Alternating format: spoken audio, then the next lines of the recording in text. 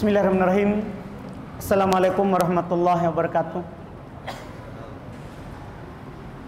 Innal hamdalillah nahmaduhu wa nasta'inuhu wa nastaghfiruh wa na'udzu billahi min shururi anfusina wa min sayyiati a'malina. May yahdihillahu fala mudhillalah wa may yudlil fala hadiyalah. Asyhadu an la ilaha illallah wahdahu la syarikalah wa asyhadu anna Muhammadan abduhu wa rasuluh. Sallallahu ala nabiyina Muhammad wa ala alihi wa ashabihi wa man tabi'ahum bi ihsan ila yaumiddin, amma ba'd.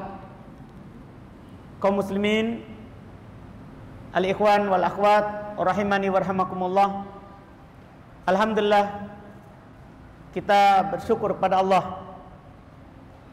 Kita selalu memuji Allah Subhanahu wa taala atas nikmatnya yang sangat banyak yang diberikan kepada kita sampai di saat hari ini, di malam ini kita masih bisa merasakan dan masih dibukakan oleh Allah Subhanahu wa taala pintu ibadah.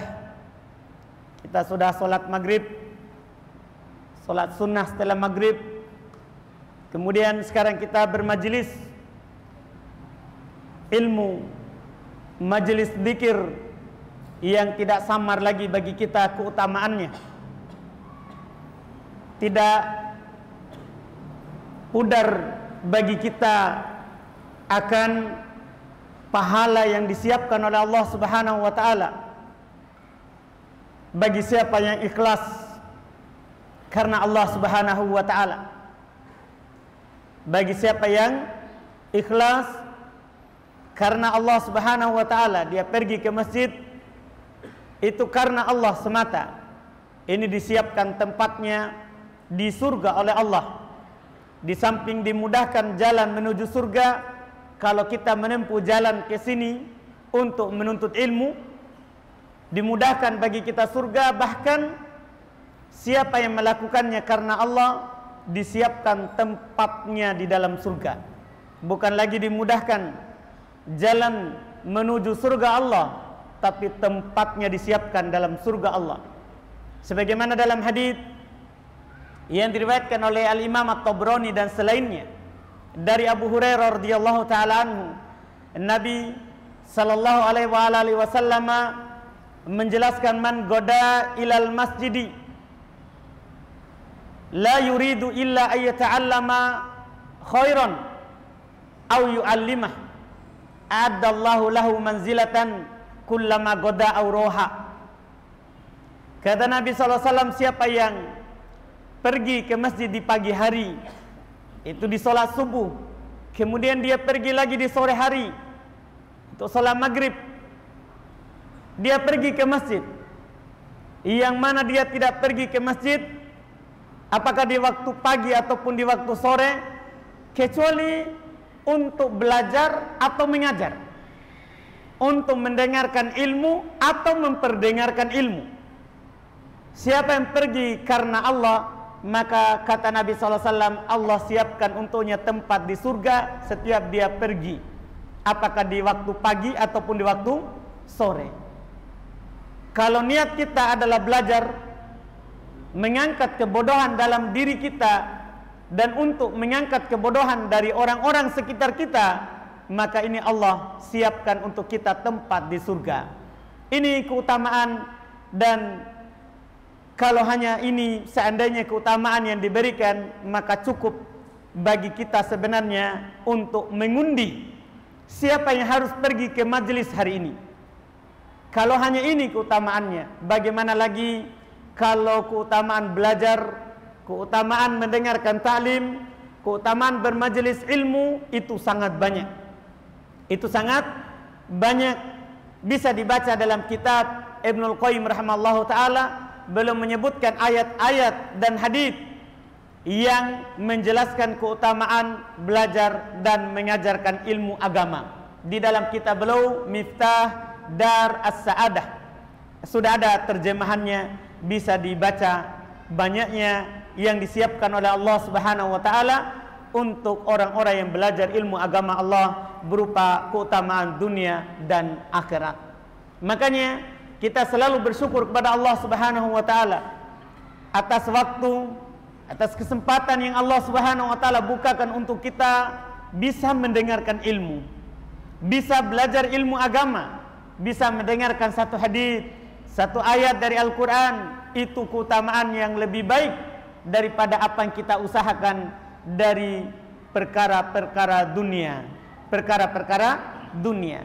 Di kesempatan ini kita melanjutkan kajian kitab dalam fikih Syafi'i, yaitu tulisan yang ditulis oleh Al-Hafidz Ibn Hajar Asy-Syafi'i rahimahullahu taala di dalam kitab beliau Bulughul Maram min Adillatil Ahkam. Kita masih di bab Thaharah, di kitab At-Thaharah, dan di malam hari ini kita akan mulai memasuki yang paling penting dalam bab At-Thaharah, yaitu bab tentang wudu. Inti dari kitab Thaharah adalah wudu. Inti daripada kitab At-Thaharah adalah wudu. Nah, di malam hari ini, mulai dari malam ini dan pertemuan berikutnya nanti, ya, kita akan membahas tentang wudu. Tentang wudu, mulai dari sebelum wudu, apa itu wudu, pengertiannya dalam syariat, apa hukumnya, dan bagaimana tata cara berwudu, apa yang harus dilakukan sebelum berwudu, kemudian apa yang dilakukan setelah berwudu. Semua itu kita akan bahas di bab ini. Kata beliau rahimallahu taala, babul wudu, bab tentang wudu. Kalau dibaca dhammah huruf wawunya, wudu, itu maknanya berwudu. Berwudu, mencuci anggota wudu yang wajib dicuci dan mengusap yang harus diusap. Itu kalau dibaca dhammah huruf wawunya. Kalau dibaca wudu, bisa dibaca fathah huruf wawunya, wadu, tapi artinya beda.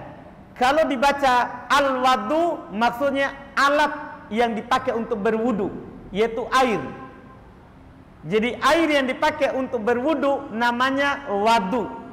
Kalau kitanya berwudu, itu wudu. Jadi perhatikan harokatnya. Sekarang apa itu wudu? Menurut pengertian syariat, wudu adalah, disebutkan oleh para ulama, istimalu al-ma'i at-tahur fi al-a'dha'il arba'ah ala sifatin makhsusatin.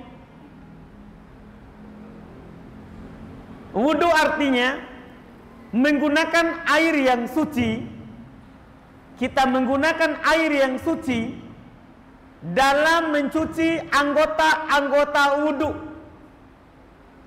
di atas sifat yang sudah ditentukan di dalam syariat, yang nanti kita akan pelajari bagaimana sifat wudu, bagaimana tata cara wudu di dalam syariat kita. Jadi dia menggunakan air yang suci, itu wudu, di atas sifat-sifat tertentu. Iya, yang kita akan pelajari nantinya. Wudu itu disyariatkan, berwudu itu disyariatkan. Bahkan berwudu adalah merupakan syarat sahnya solat. Tidak sah solat tanpa ada wudu kalau mampu menggunakan air. Berdasarkan dalil Al-Quran, demikian pula dalil hadis dari hadis Nabi SAW dan kesepakatan kaum muslimin. Adapun dalil dari Al-Quran, Allah Subhanahu wa taala berfirman di dalam surat Al-Maidah ayat 6. Ini ayat yang menjelaskan tentang wudu dalam Al-Quran. Kata Allah, ya ayyuhalladzina amanu idza kumtum ilas salati faghsilu wujuhakum wa aydiyakum ilal marafiq wamsahu biru'usikum wa arjulakum ilal ka'bain. Kata Allah, wahai orang-orang yang beriman, apabila kalian hendak berdiri solat, yaitu kalian ingin solat, maka cucilah wajah kalian, tangan sampai ke siku, usaplah kepala kalian. Nanti kita akan jelaskan caranya. Usaplah kepala kalian dan cucilah kaki kalian sampai ke mata kaki. Ini ayat yang menjelaskan bahwa wudu adalah merupakan syarat sahnya solat. Demikian pula hadis yang sangat banyak hadis yang menjelaskan tentang wudu dan yang menunjukkan bahwasanya wudu itu adalah merupakan syarat sahnya solat.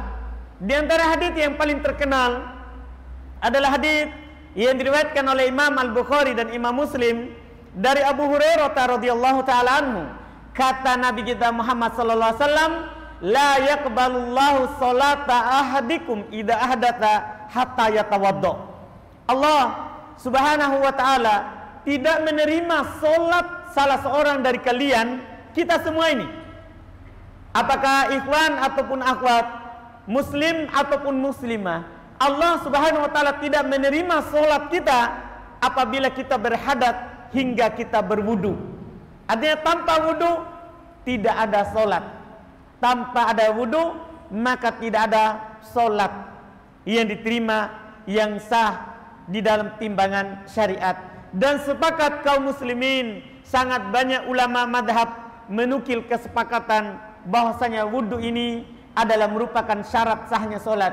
Dinukil oleh Imam An-Nawawi di dalam madhab Syafi'iyah, dinukil oleh Imam Ibnu Qudamah di dalam madhab Al-Hanabilah, dinukil oleh Ibnu Abdul Bar di dalam madhabnya orang-orang Malikiyah dan ulama yang lain dari ulama madhab. Semuanya menukil kesepakatan bahwasanya berwudu adalah merupakan syarat sahnya solat, merupakan syarat sahnya solat. Dan berwudu ini, para ulama rahimahumullah ta'ala, mereka menjelaskan itu termasuk kekhususan umat ini, umat Islam. Wudu adalah merupakan kekhususan kita, umat Islam. Tidak disyariatkan kepada umat-umat sebelum kita, sebagaimana dinukil oleh Syekhul Islam Ibnu Taimiyah rahimahullah. Kata beliau, al-wudu min khasa'isi hadhil ummah. Wudu itu termasuk kekhususan umat ini, umat Islam kita. Umat Nabi Muhammad sallallahu alaihi wasallam. Ini wudu tidak disyariatkan untuk umat sebelum kita, dari Yahudi, Nasara dan yang lainnya. Wudu khusus untuk umat Islam. Kata Nabi sallallahu alaihi wasallam di dalam hadis yang diriwayatkan oleh Imam Al-Bukhari dan Imam Muslim, innahum yub'atsuna yaumal qiyamati gurran muhajjalin min atharil wudu. Sungguh umatku akan dibangkitkan oleh Allah Subhanahu wa taala, kata Nabi, di hari kiamat di dalam keadaan gurran muhajjalin.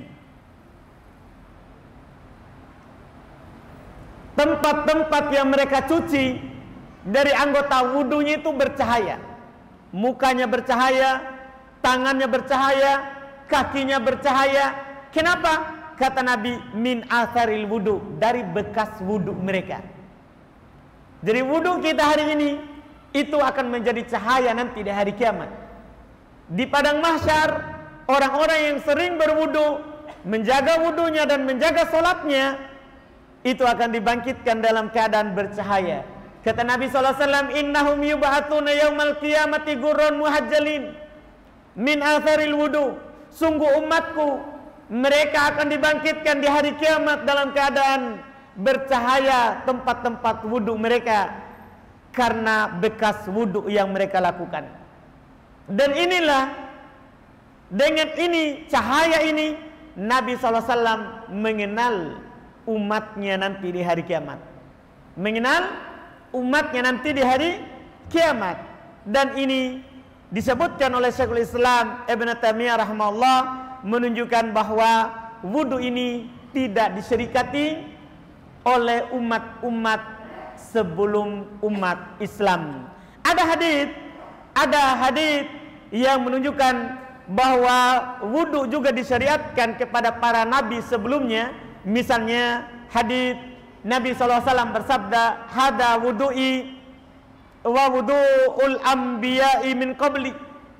Ini adalah wuduku dan wudunya para nabi sebelumku. Cuman hadits ini adalah hadits yang dhaif, tidak bisa dipakai berhujjah. Hadits ini adalah hadits yang dhaif, tidak bisa dipakai berhujjah, tidak bisa dipakai berdalil karena hadits dhaif. Dhaif artinya lemah. Dhaif artinya lemah, tidak bisa dipakai untuk berdalil di dalam masalah syariat kita, di dalam masalah syariat kita. Dan para ulama berselisih pendapat tentang kapan disyariatkan wudu, kapan awal turun pensyariatan wudu untuk umat Islam. Ya, para ulama berselisih pendapat tentang kapan disyariatkannya wudu. Ada di antara mereka yang berpendapat wudu disyariatkan di Makkah sebelum Nabi SAW hijrah ke Madinah. Ada juga di antara para ulama rahimahumullahu ta'ala ya, menjelaskan bahwa wudu disyariatkan ketika Nabi SAW sudah hijrah ke Madinah. Ketika Nabi SAW sudah hijrah ke Madinah. Kebanyakan ulama yang meneliti dalam masalah ini, mereka lebih menguatkan kalau wudu itu disyariatkan di Madinah. Wudu disyariatkan di Madinah karena memang tidak ada dalil sebenarnya yang menjelaskan secara jelas bahwasannya wudu disyariatkan di Mekah. Wudu disyariatkan di Mekah, tidak ada dalil yang jelas yang menunjukkan hal tersebut. Qarinah, indikasi yang lebih kuat adalah disyariatkannya di Madinah karena kebanyakan ibadah itu diwajibkan di Madinah. Seperti puasa diwajibkan di tahun kedua setelah Nabi hijrah. Puasa Ramadan, zakat itu juga diwajibkan di tahun kedua setelah Nabi hijrah di Madinah. Demikian pula para ulama menyebutkan perkara-perkara lain dalam syariat karena Makkah itu Nabi SAW fokus berdakwah, mendakwakan tauhid. Salat saja itu diwajibkan di Makkah sebelum Nabi hijrah ke Madinah 3 tahun. Karena Nabi kita Muhammad SAW beliau hanya salat 5 waktu selama 13 tahun. 10 tahun di Madinah, 3 tahun di Makkah. 3 tahun di Makkah. Karena salat turun kewajibannya setelah Nabi SAW dibawa naik ke langit, terjadi Isra Mi'raj, itu setelah Nabi diutus berapa tahun? 10 tahun. Beliau sholat di Mekah 3 tahun, setelah itu hijrah ke Madinah, sholat di Madinah selama 10 tahun. Iya, ini pembahasan ulama kita terkait dengan kapan wudu itu disyariatkan. Kapan wudu itu disyariatkan. Ini ya pendahuluan singkat mengenai wudu. Kemudian beliau sebutkan hadis pertama, kalau di penomoran cetakan saya nomor 29. Setelah beliau menyebutkan bab wudu dan kita sudah jelaskan tadi apa itu wudu artinya, apa hukumnya, kapan disyariatkan. Itu wudu disyariatkan di umat siapa?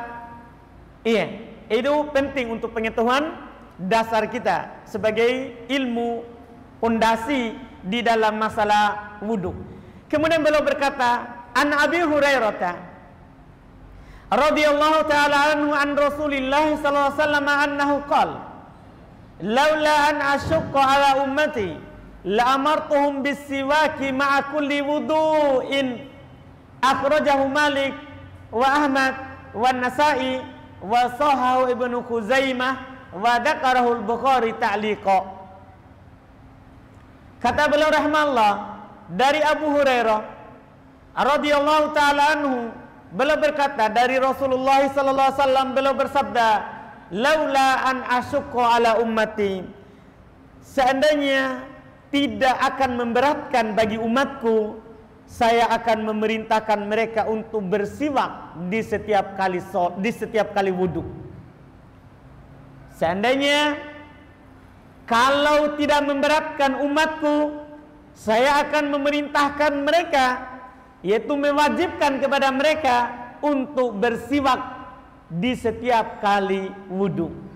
Hadits ini kata beliau akhrajahu Malik, dikeluarkan oleh Imam Malik rahimahullah, wa Ahmad, juga Imam Ahmad, wan Nasa'i, dan Al-Imam An-Nasa'i rahimahullah, wa sahahu Ibnu Khuzaimah, disahihkan oleh Ibnu Khuzaimah, wa dzakarahul Bukhari ta'liqa, disebutkan oleh Al-Imam Al-Bukhari rahimahullah secara ta'liq. Ta'liq maksudnya tanpa sanad.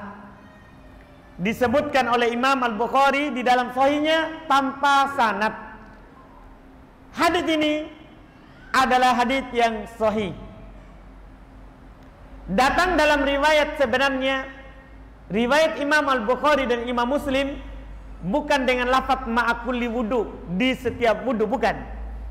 Dari hadits Abu Hurairah, Nabi SAW bersabda dalam riwayat Imam Al-Bukhari dan Imam Muslim, laula an asyqa ala ummati la amartuhum bisiwaki ma'a kulli salatin. Itu lafadznya. Kalau di ini riwayat Imam Malik setiap wudu. Dalam riwayat Imam Al-Bukhari dan Imam Muslim, Nabi SAW bersabda, jika tidak akan memberatkan umatku, saya akan memerintahkan mereka untuk bersiwak setiap kali mau sholat. Ya sama ini sebenarnya. Ketika mau sholat ya kita berwudu. Kita apa? Berwudu. Disunahkan untuk bersiwak. Disunahkan untuk bersiwak. Ini di dalam riwayat Imam Al-Bukhari dan Imam Muslim. Terkait dengan lafaz yang dibawakan oleh penulis ini, di setiap kali wudu, berkata Ibnu Manda rahimahullah, isnaduhu mujma'un ala sihhati. Sanad hadits ini, yaitu disyariatkannya bersiwak setiap kali mau wudu, itu disepakati akan sahihnya. Disepakati akan sahihnya. Jadi intinya haditsnya sahih. Bahkan disebutkan oleh Ibnul Mulakin rahmallahu taala di dalam kitab beliau Al-Badrul Munir, ya, tentang masalah siwak ini adalah datang haditsnya lebih dari 100 hadits. Terkait dengan masalah siwak, itu datang hadits dalam masalah ini lebih dari 100 hadits. Oleh karena itu, bersiwak itu disepakati oleh para ulama akan disyariatkannya. Ya, ini adalah syariat Allah. Tidak boleh kita mengoloknya, tidak boleh kita mengejaknya. Dan ada kisah yang disebutkan oleh para ulama rahimahumullah. Ada suatu kisah, pernah di suatu majelis disebutkan hadits Abu Hurairah yang baru saja kami sebutkan tadi dalam riwayat Al-Bukhari dan Imam Muslim. Seandainya tidak memberatkan umatku, kata Nabi, saya akan memerintahkan mereka untuk bersiwak setiap kali sholat. Pernah disebutkan di masa lalu, ketika disebutkan hadits ini, ya, ada orang langsung menyatakan, saya tidak akan bersiwak kecuali di pantatku, sambil dia gosokkan siwaknya di pantatnya. Orang itu disebutkan, dan kisah ini jadi materi khutbah, dijadikan pelajaran untuk orang-orang yang menyaksikan waktu itu. Orang yang melakukannya tadi itu hamil selama 9 bulan. Setelah dia melahirkan, yang dia lahirkan adalah hewan, binatang mirip ikan. Dia ada giginya seperti kelinci. Pas dia keluar, lahir, jadi dia hamil, laki-laki ini bukan perempuan. Dia lahir keluar itu hewannya, anak perempuannya langsung dia bunuh hewannya karena malu. Bapaknya melahirkan anak yang seperti itu, ini bukan perempuan. Iya. Kemudian bapaknya juga meninggal. Ternyata ususnya sudah hancur dimakan oleh hewan tadi itu. Disebutkan kenapa dia hamil gara-gara dia masukkan siwak di pantatnya. Itu ternyata menyebabkan dia hamil dan ada hewan itu. Maka yang disebutkan oleh Syekh Muhammad bin Musa di dalam kitab beliau Suratul Iqab, liman qala fal kitab wa sunnah. Cepatnya itu siksaan Allah di dunia ini bagi orang yang menyelisih Al-Quran dan sunnah. Bahaya. Nabi bilang sunnah bersiwak. Namanya siwak itu ya di mulut. Dia bersiwak di pantatnya. Dia mengejek syariat. Maka turun siksaan Allah. Dia hamil 9 bulan padahal laki-laki. Dan dia meninggal saat melahirkan. Pada saat melahirkan. Ini disebutkan kisahnya oleh Al-Imam Ibn Katsir rahimahullahu ta'ala. Banyak ulama yang menyebutkannya karena ini adalah kisah nyata. Jadi pelajaran untuk umat Islam. Untuk umat Islam. Ini siwak disepakati akan disyariatkannya oleh seluruh para ulama. Iya. Dan tujuan dari penulis membawakan hadits ini di hadapan kita yaitu untuk menjelaskan bahwa sebelum berwudu sunnah bersiwak. Sebelum berwudu sunnah bersiwak. Apa maksudnya bersiwak? Kata as-siwak itu bahasa Arab digunakan, dijelaskan oleh ulama fikih, dia digunakan dalam 2 bentuk, 2 makna. Pertama, as-siwak maksudnya al-ud al-ma'ruf, kayu siwak yang terkenal. Itu yang dimaksud dalam hadis. Maksudnya kalau kita artikan di pengertian ini yang pertama, berarti sunnah kita bersiwak dengan kayu siwak setiap sebelum berwudu dan setiap sebelum sholat. Ini makna pertama. Makna yang kedua, as-siwak artinya al-alah, ya, allati yustaku biha, alat yang dipakai untuk bersiwak. Artinya apa saja. Bahkan disebutkan oleh para ulama rahimahumullah, walaupun itu adalah khirqah, kain. Orang punya kain pinggiran imamannya, dia pakai gosok giginya sebelum sholat, sebelum wudu, itu namanya bersiwak. Atau sekarang yang kita maklumi, yang ada menyebar di sekitar kita, yaitu sikat gigi. Itu juga namanya, siapa yang menggosok giginya sebelum sholat, sebelum wudu, maka dia dapat pahala bersiwak. Jadi jangan dipahami siwak itu harus pakai kayu siwak. Pakai sikat gigi dengan pasta giginya itu sudah termasuk apa namanya? Bersiwak. Karena kata siwak digunakan untuk al-alah dan digunakan untuk al-fi'il, untuk perbuatan. Ada alat yaitu kayu dan ada perbuatan yaitu perbuatan kita membersihkan mulut, itu namanya bersiwak. Bahkan disebutkan oleh para ulama, walaupun antum pakai tangan, misalnya antum punya jari kasar, terus antum sebelum wudu bersihkan dulu pakai jarinya, itu juga sudah dapat pahala bersiwak. Tidak harus pakai kayu siwak. Ini harus dipahami penjelasan dari para ulama kita. Dengan itu kita mendapatkan keutamaan bersiwak. Kita mendapatkan keutamaan bersiwak. Dan hukumnya adalah sunnah sebelum berwudu.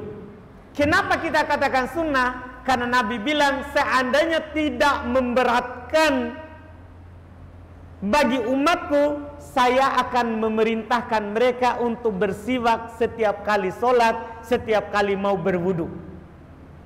Ini kan kalau tidak memberatkan, Nabi akan perintahkan. Karena itu memberatkan, setiap kali sholat kita harus bersihkan mulut kita.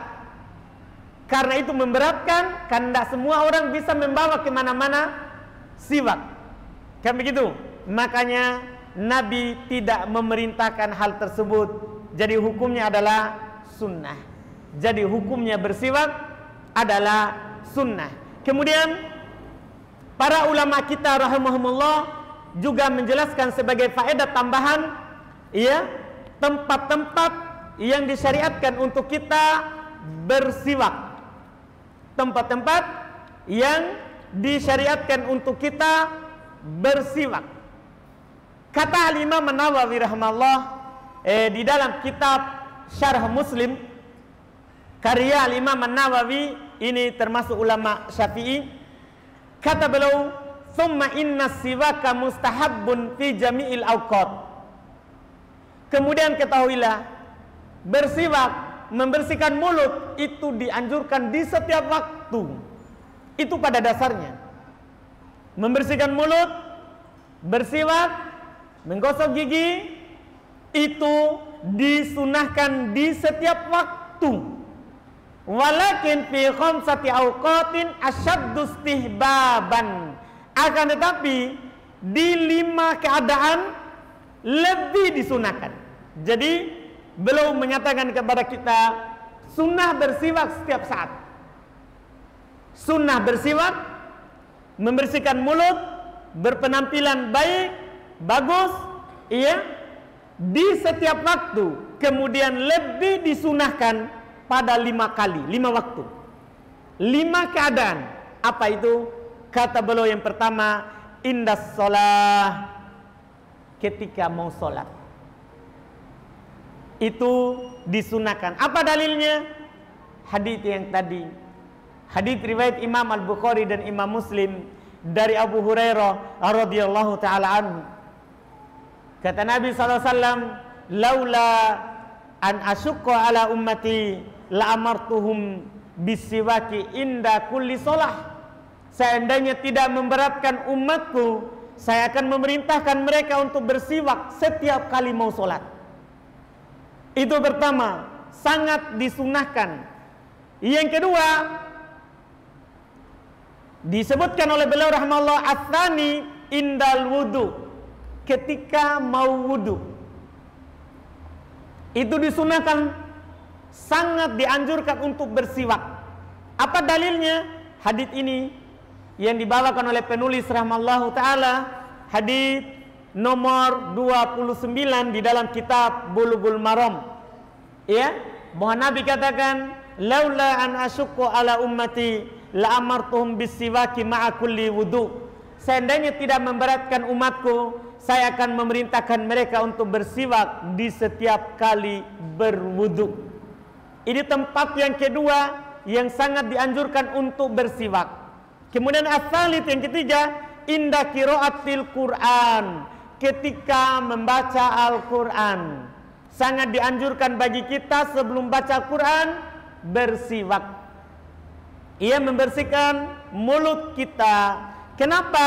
Karena ada dalil yang mauquf dari Ali bin Abi Thalib dan juga diriwayatkan secara marfu dari Nabi SAW. Beliau bersabda, innal abda idza tasawwaka tsumma qama yusolli qamal malaku khalfah. Sungguh seorang hamba apabila dia berdiri untuk sholat, maka akan berdiri malaikat bersamanya, sholat bersamanya. Di belakangnya, fatasma'u li qiraati, malaikat tadi itu mendengarkan bacaan hamba itu, mendengarkan bacaannya. Fayadunu minhu hatta yadau fahu ala fi. Malaikat ini mendekat kepada hamba itu sampai malaikat meletakkan mulutnya ke mulut hamba itu. Gimana kalau bau mulut? Dari sini kata para ulama, sunnah kalau kita baca Al-Quran, karena malaikat akan mendekat. Bagi kita untuk membersihkan apa? Mulut kita. Kan kalau teman kita mencium bau mulut, apa perasaan kita? Malu atau tidak? Hah? Kan malu kita. Maka tentunya di malaikat lebih kita apa? Malu dalam hal tersebut. Ini tempat keberapa? Ketiga. Yang keempat, indal istiqat minan naum, ketika bangun dari tidur. Ketika kita bangun dari tidur itu disunahkan untuk bersiwak. Ya, itu disunahkan untuk bersiwak dalam keadaan tersebut. Dalilnya adalah ada hadits dari Hudzaifah Ibnul Yaman radhiyallahu taala anhu, beliau berkata dalam riwayat Bukhari Muslim, beliau berkata, kana Nabi sallallahu alaihi wasallam idza qama minan naum yashusu fahu bisiwak. Adalah Nabi sallallahu alaihi wasallam apabila beliau bangun dari tidur, maka beliau membersihkan mulutnya dengan siwak. Jadi kalau antum bangun tidur subuh misalnya, jangan langsung pergi ke masjid. Sunnahnya sikat gigi dulu, bersihkan mulut, baru berwudu, baru pergi sholat. Ini sunnahnya. Ini tempat keberapa? Keempat. Yang kelima, kata bola al-khamis, inda tagoyyur al-fam. Yang kelima, kalau ada perubahan bau mulut. Jadi kita cek, sudah berubah atau tidak? Kalau berubah, jangan tunggu lalat mati. Ya, kalau sudah berubah bau mulutnya, sunnah sangat dianjurkan untuk bersiwak. Ini disebutkan oleh Al-Imam An-Nawawi rahimallahu ta'ala. Demikian pula ulama yang lain menyebutkan di antara yang disunahkan untuk bersiwak adalah ketika kita mau masuk ke rumah.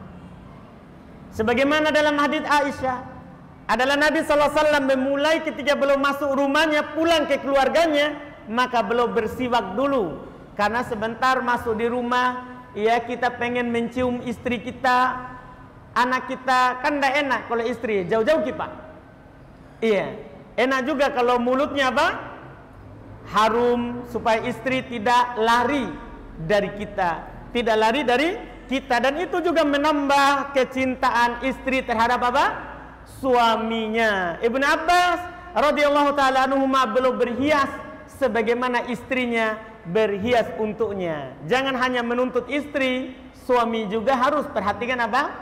Penampilannya. Ini Masya Allah anjuran di dalam syariat kita. Ini secara singkat terkait dengan siwak. Insya Allah di pertemuan akan datang baru kita masuk di pembahasan wudhu di hadits Utsman ibn Affan radhiyallahu taala anhu.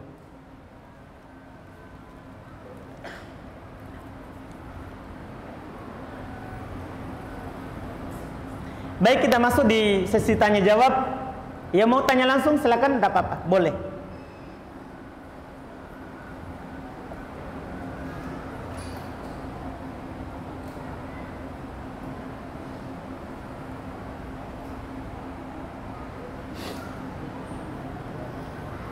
Di sini ada pertanyaan pertama, Ustadz, iman saya turun naik turun sama ya.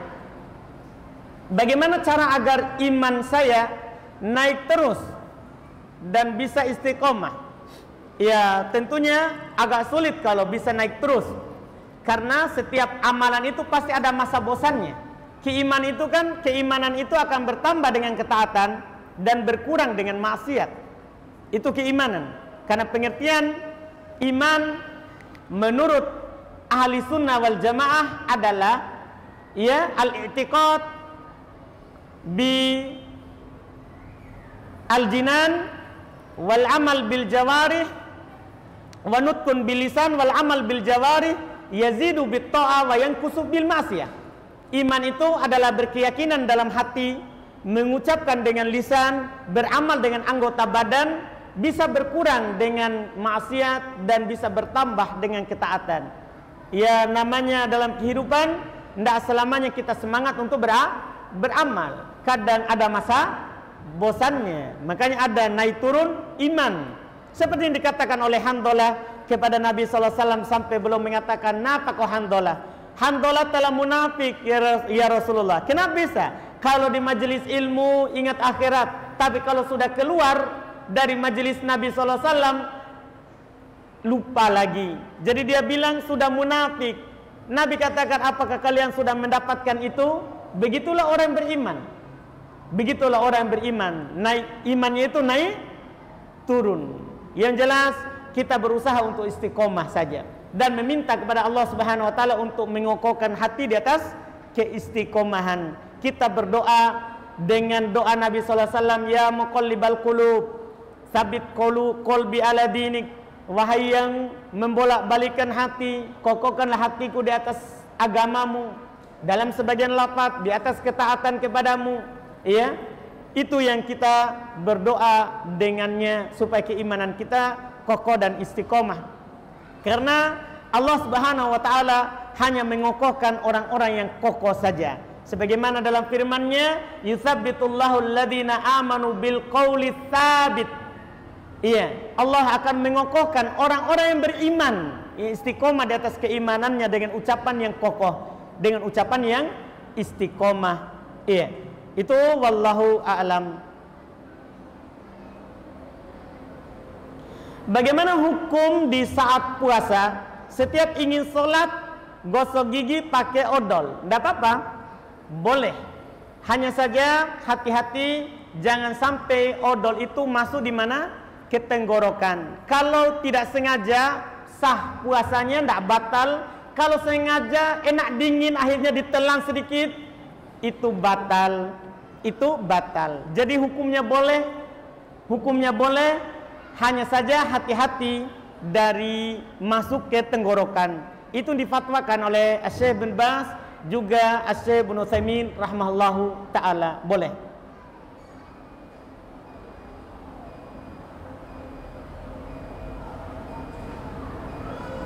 Ketika ada perubahan bau mulut, apakah kita boleh memakan gula-gula? Boleh. Boleh. Cuman itu tidak bisa mengganti bersiwak. Kalau dibilang boleh, boleh. Iya.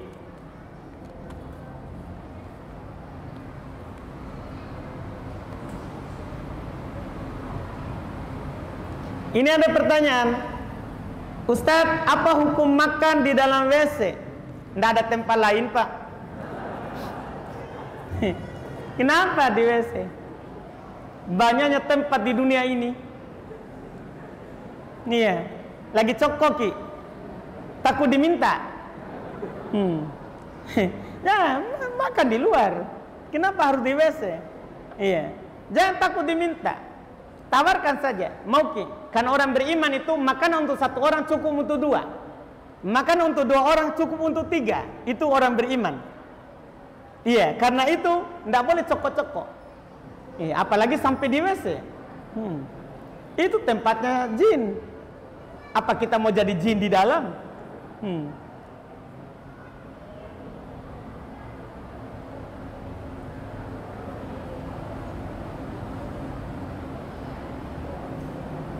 Ini ada pertanyaan, apakah boleh zikir selepas sholat di dalam hati saja? Karena biasa lebih khusyuk. Jazakumul khairan. Tidak. Zikir itu adalah diucapkan dengan lisan, paling sedikit bergerak mulutnya. Iya, kalau masih dalam hati itu namanya niat, cuma ditulis satu pahala. Nanti diucapkan baru tertulis dua pahala sempurna.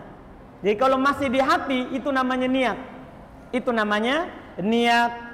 Belum ditulis pahala sempurna, belum ditulis pahala sempurna. Insya Allah itu lebih khusyuk juga kalau diucapkan dan kalau dihadirkan hatinya. Jadi kalau mau dibilang lebih khusyuk di hati, iya, enggak juga seperti itu. Enggak juga seperti itu. Karena anjuran zikir itu adalah anjuran untuk diucapkan. Banyak sekali hadis Nabi SAW mengatakan ucapkan, ucapkan. Dibilang ucapkan. Iya, tentang zikir. Waktu? Masih waktu? Belum ya? Baru ada nih.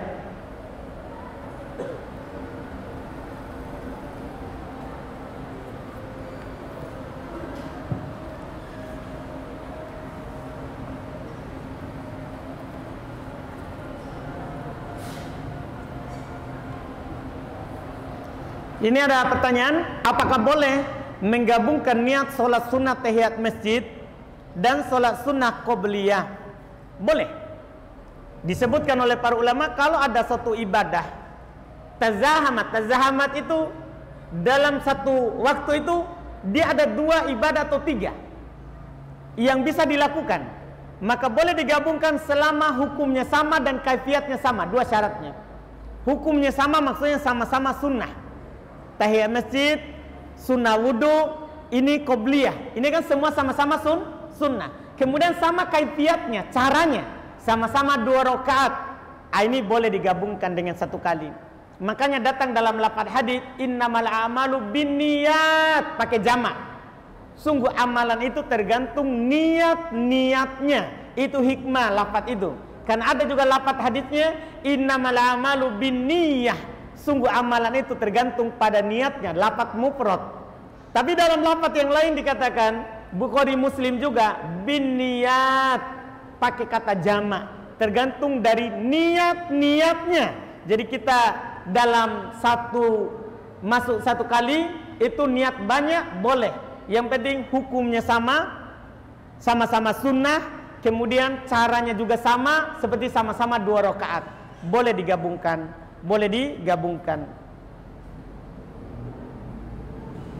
Kemudian pertanyaan berikutnya, apakah ada sholat sunnah qobliyah dan ba'diyah pada sholat Jumat? Kalau qobliyah tidak, qobliyah maksudnya sebelumnya. Kalau ba'diyah ada, Nabi SAW rutin melakukannya 4 rakaat di rumahnya. 4 rakaat di rumahnya. Kalau qobliyah tidak ada sunnah rawatib, yang ada adalah sunnah mutlak.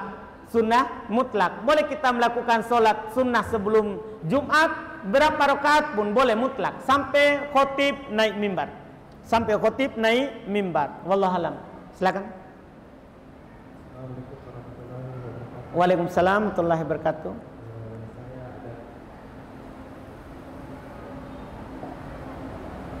Pakai dua. Enggak, kita pakai yang itu, pakai juga itu. Iya. Alhamdulillah, jazakumullah khairan.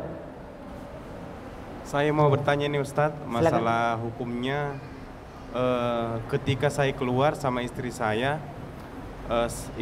memakai parfum.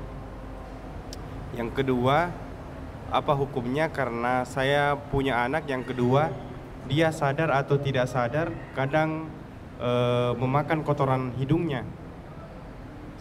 Dalam keadaan sadar atau tidak sadar dia sering memasukkan tangannya baru memasukkan ke mulutnya. Jazakallahu khairan. Wa'iyyakum. Masya Allah. Pertanyaan pertama, kadang beliau keluar dengan istrinya pakai parfum istrinya. Apa hukumnya? Tidak boleh. Kalau parfum itu akan keluar, orang-orang di sekitar akan menciumnya, tidak boleh.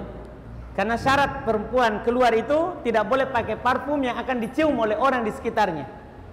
Adapun kalau tidak keluar, misalnya dia pakai baju di dalam, pakai lagi pakaian luar, hijab, tidak keluar baunya, tidak masalah, cuma agak sulit itu. Karena memang tidak boleh seorang perempuan itu keluar menggunakan apa? Parfum. Jangan keluar biasa, keluar sholat saja. Pernah Abu Hurairah radhiyallahu ta'ala anhu, beliau lagi ke masjid, ada perempuan keluar. Beliau mendapat seorang perempuan bau parfum, bau harum parfumnya. Maka Abu Hurairah bertanya, ila aina ya amatallah, mau ke mana wahai hamba perempuan Allah? Dia bilang mau ke masjid. Dia keluar mutatayyibatan, dalam keadaan berparfum. Maka beliau sampaikan hadis dari Nabi SAW bahwa Allah Subhanahu wa ta'ala tidak menerima solatnya sampai dia pergi pulang mandi dengan mandi junub. Artinya mandi dengan mandi sempurna. Dia hilangkan bau parfumnya itu, baru diterima solatnya. Ini ke solat yang memang orang disunahkan untuk berparfum, apalagi ke yang lain. Seperti itu. Jadi tidak boleh seorang perempuan itu keluar dengan menggunakan dan pakai parfum yang wangi. Iya.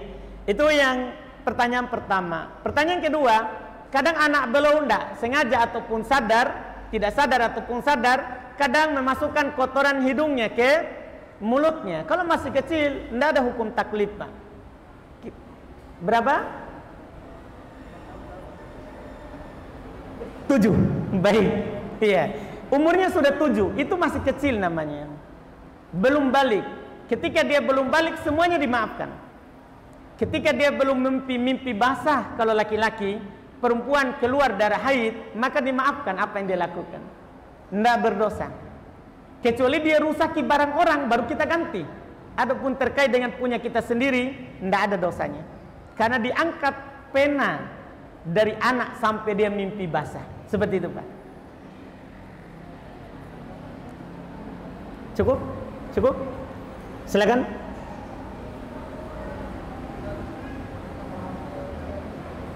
Buka maskernya mungkin bisa, saya tidak terlalu dengar.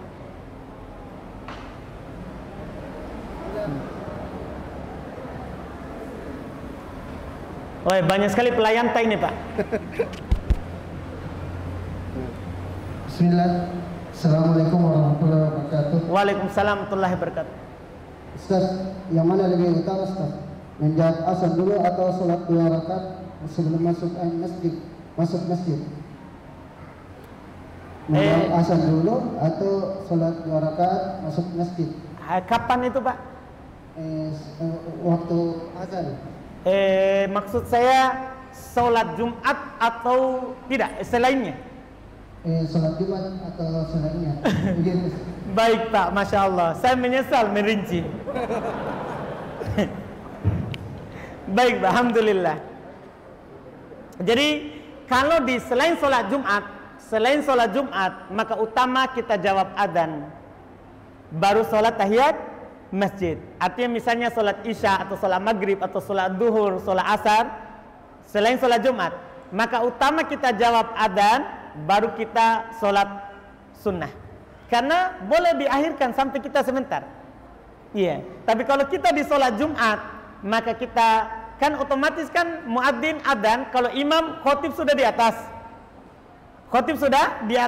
Maka di sini kita masuk langsung sholat tahiyat masjid, baru jawab adzannya sebentar setelah selesai sholat tahiyat masjid. Kenapa? Karena mendengarkan khutbah itu wajib.